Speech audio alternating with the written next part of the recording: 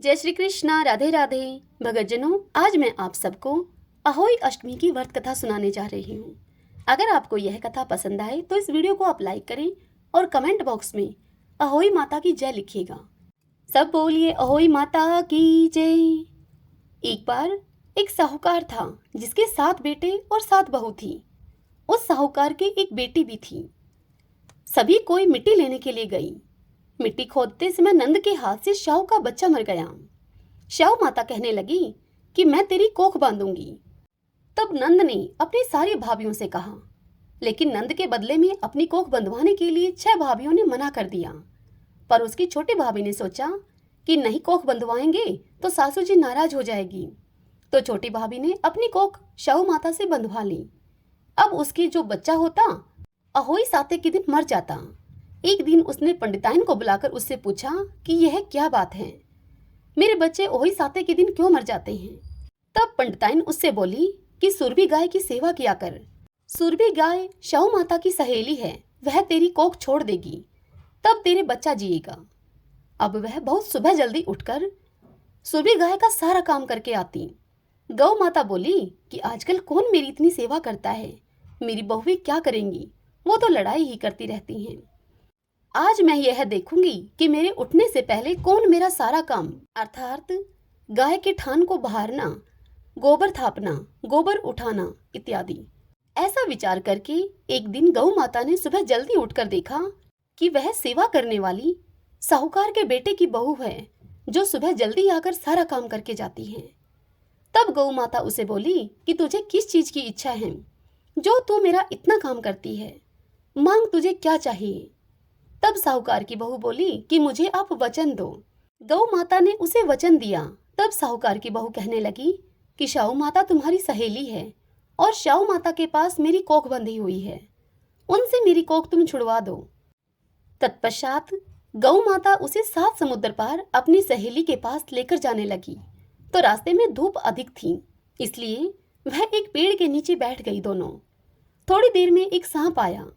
पेड़ पर गरुड़ पंखनी का बच्चा था। अब सांप उस बच्चे को डसने लगा, तो साहूकार की बहू ने सांप को मारकर ढाल के नीचे फेंक दिया और उस बच्चे को बचा लिया। जब गरुड़ पंखनी आई तो वहां पर खून ही खून बिखरा देखकर वह साहूकार के बेटे की बहू को चोंच मारने लगी। तो साहूकार ने बोली कि मैंने तो तेरा बच्चा मारा नहीं है, तेरे बच्चे की रक्षा की है। तेरे बच्चे को सांप मार रहा था, मैंने तो तेरे बच्चे को छिपाया है। तब गरुड़ पंखनी बोली कि मांग, तू क्या मांगती है।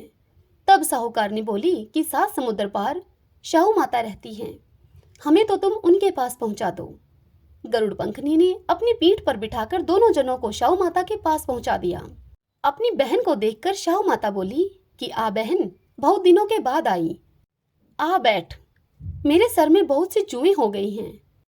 तब गौ माता अपनी बहन शाहू से कहने लगी कि बहन, मेरे साथ में जो यह महिला है, इसे जुएं बहुत अच्छे से निकालना आता है, तुम इससे अपनी जुएं निकलवा लो।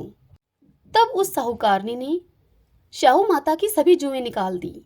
शाहू माता साहूकारनी की इस सेवा से खुश होकर कहने लगी कि तूने मेरी बहुत भलाई की है, मैं तुझ पर बहुत खुश हूँ, जा तेरे 7 बेटे और 7 बहुएं हों। तब साहूकारनी कहने लगी कि मेरे तो एक भी बेटा नहीं है, 7 बेटे मुझे कहाँ से होंगे। शाहू माता बोली कि क्यों क्यों नहीं होंगे तुझे। तब वह बोली कि मुझे तुम वचन दो, यह मेरा वचन है, वचन ऊकी तो धोबी के कुंड पर कंकरी होऊं मैं। शाहू माता का यह वचन सुनकर साहूकार की बहू कहने लगी कि मेरी कोख तो आपके पास बंधी पड़ी है।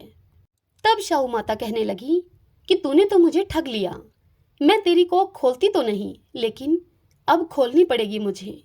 जा, तेरे घर में तुझे 7 बेटे और 7 बहू मिले, 7 उजमन करियो, 7 अहोई माता मांडियो, 7 कढ़ाई करियो।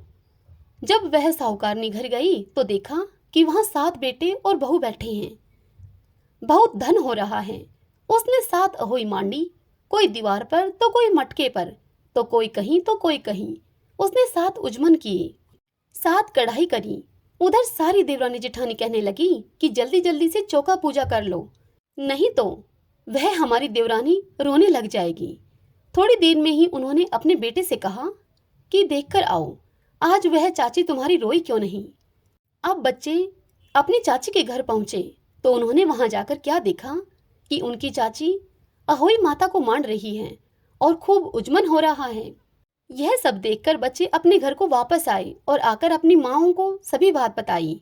यह सुनकर सभी देवरानी जेठानी अपनी उस देवरानी के घर की ओर दौड़ी और वहां जाकर उन्होंने देखा कि देवरानी के खूब उजमन हो रहा है, अहोई माता मांडी जा रही हैं। वह तो अपनी कोख छुड़ा कर लेकर आई है। यह देखकर सभी उससे कहने लगी कि तुमने अपनी कोख शाहू माता से कैसे छुड़वाई। तब वह उन सब से कहने लगी कि तुमने तो अपनी कोख बंधवाई नहीं, लेकिन नंद के हाथों से शाहू माता के बच्चे मरने के कारण शाहू माता ने मेरी कोख बांध दी।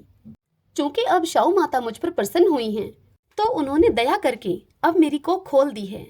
हे शाहू माता, जैसे आप साहूकार की बहू पर प्रसन्न हुई, उसकी कोख खोली, ऐसे ही हमारी भी खोलना, सबकी खोलना। इस कहानी को कहते सुनते हुंकारा भरते सब पर अपनी कृपा करना, सारे परिवार की कोख खोलना।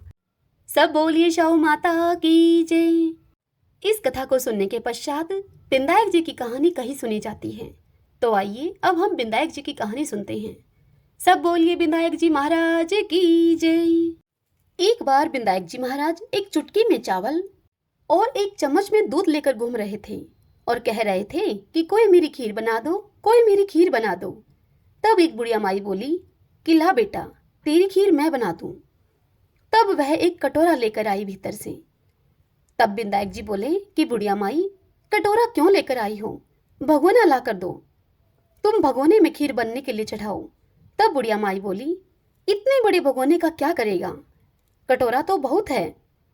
तब बिंदायक जी ने कहा कि तू चढ़ा कर तो देख माई। तब बुढ़िया माई ने भगोना चढ़ा दिया और चढ़ाते ही वह दूध से भर गया। फिर बिंदायक जी ने कहा कि मैं बाहर जाकर आता हूँ। बुढ़िया माई, तब तक तुम खीर बनाकर तैयार रखना। अब खीर बनकर तैयार हो गई, परंतु बिंदायक जी महाराज अभी तक नहीं आए। खीर को देखकर बुढ़िया माई का मन ललचा गया और वह दरवाजा बंद करके खीर को खाने लगी और बोली, हे बिंदायक जी महाराज, भोग लगाओ। और यह कहकर वह बुढ़िया माई खीर को खाने लगी। इतने में ही बिंदायक जी महाराज वहां पर आए और बोले, बुढ़िया माई, क्या तुमने खीर बना ली? तब बुढ़िया माई बोली कि हाँ, आप आकर जीम लो। तब बिंदायक जी बोले कि मैं तो जीम लिया। तब बुढ़िया माई आश्चर्य से युक्त होकर उनसे कहने लगी कि आप कब जिमे, आप तो अभी अभी आए हैं। तब बिंदायक जी महाराज बोले कि बुढ़िया माई, जब तू जिमने लगी तभी मैंने भोग लगा लिया था।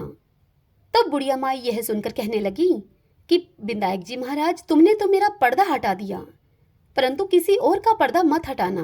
तत्पश्चात बिंदायक जी महाराज ने उस बुढ़िया माई के घर में धन दौलत भर दिया। हे बिंदायक जी महाराज, जैसे बुढ़िया माई को दिया, इस कथा को कहते ही सुनते ही हुंकारा भरते सबको देना, सभी के परिवार को देना, सब पर अपनी कृपा करना। सब बोलिए बिंदायक जी महाराज की जय, अहोई माता की जय।